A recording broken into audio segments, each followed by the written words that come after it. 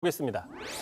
자, 아무 일도 일어나지 않았다. 상당히 유명한 이야기죠. 네. 자, 어제였습니다. 부산의 한 은행에서 무장강도 사건이 벌어졌습니다. 30대 남성이 저렇게 검은 봉지에다가 그 총으로 보이는 어떤 흉기를 가지고 협박을 했는데 알고 보니까 저게 진짜 총이 아니라 오른쪽에 보이신 것처럼 저 공룡 모형 장난감 물총, 네. 티라노사우루스 귀엽게 생긴 저 장난감 물총을 가지고 강도를 했다는 것이죠. 결국 2분 만에 붙잡혔는데요. 하지만 이제 이 30대 남성은 생활고 탓에 범행을 저질렀다라고 이야기를 했습니다. 그 사정은 딱하지만 이런 범행을 저지르면 안 되죠. 그렇습니다. 미수에 그쳤음에도 결국 조금 전에 구속영장이 발부가 됐습니다. 네. 자, 그런데 이 사건 자체보다 이 사건 보도에 붙었던 댓글들이 큰 호응을 얻었는데요. 대표적으로 가장 큰 호응을 얻은 댓글이 이겁니다. 자, 이 사건 보시면 아무 일도 일어나지 않았다. 2분짜리 은행 강도가 어디 있느냐?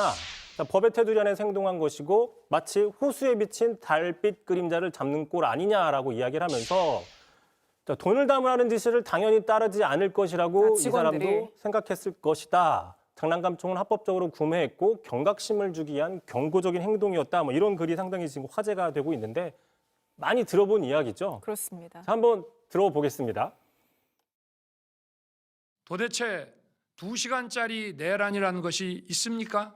실제 아무런 일도 일어나지 않았는데 지시를 했니, 지시를 받았니, 이런 얘기들이 마치 그 어떤 호수 위에 떠 있는 무슨 달 그림자 같은 거를 쫓아가는 그런 느낌을 좀 많이 받았고요. 이게 사실 완전히 전혀 다른 사건인데 묘하게 연관성이 있습니다. 이게 이렇게 다시 보니까요. 모든 범죄자들이 윤석열 대통령이 내세운 논리를 취할 수 있는 것 아닌가 이런 생각도 드네요. 그러다 보니까 이제 윤 대통령 논리 그대로 윤 대통령을 풍자한다 이런 비판을 받을 수 있는 건데 자 그러다 이제 추가 댓글들이 계속 쏟아지고 있습니다. 제가 몇 가지 가지고 와봤는데요. 이 고도의 강도 행위다. 자, 은행털이는 강도의 고유 권한이다. 또 취약한 은행의 보안을 국민들께 알리려는 계몽 강도다. 네. 그다음 뱅크 오브 아메리카, 그러니까 미국 은행이 곧 구조하러 올 것이다. 하지만 또 반대로 진지하게 미수도 범죄다라고 이야기하는 사람도 있었습니다.